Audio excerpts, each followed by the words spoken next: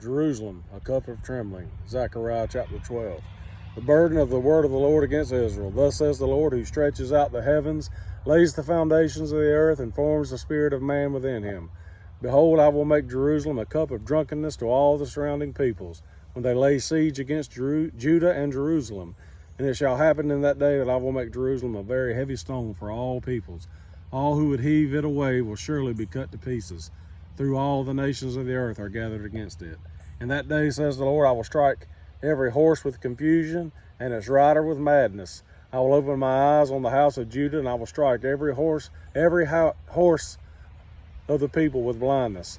The governors of Judah shall say in their heart, the inhabitants of Jerusalem are my strength, and the Lord of hosts their God. In that day I will make the governors of Judah like a fire pan in the woodpile, and like a fiery torch in the sheaves. They shall devour all the surrounding peoples on the right hand and on the left. But Jerusalem shall be inhabited again in her own place, Jerusalem. The Lord will save the tents of Judah first, so that the glory of the house of David and the glory of the inhabitants of Jerusalem shall not become greater than that of Judah. In that day the Lord will defend the inhabitants of Jerusalem. The one who is feeble among them in that day shall be like David, and the house of David shall be like God, like the angel of the Lord before them. It shall be in that day that I will seek to destroy all the nations that come against Jerusalem.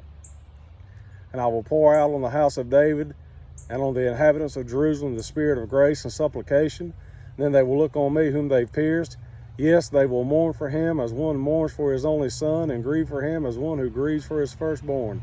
In that day there shall be a great mourning in Jerusalem, like the mourning at Hadad Rimmon in the plains of Megiddo. And the land shall mourn, and every family by itself, the family of the house of David by itself, and their wives by themselves, the family of the house of Nathan by itself, and the wives by themselves, the family of the house of Levi by itself, and the wives themselves, the family of Shemiel by itself, and the wives themselves, all the families that remain, every family by itself, and their wives by themselves.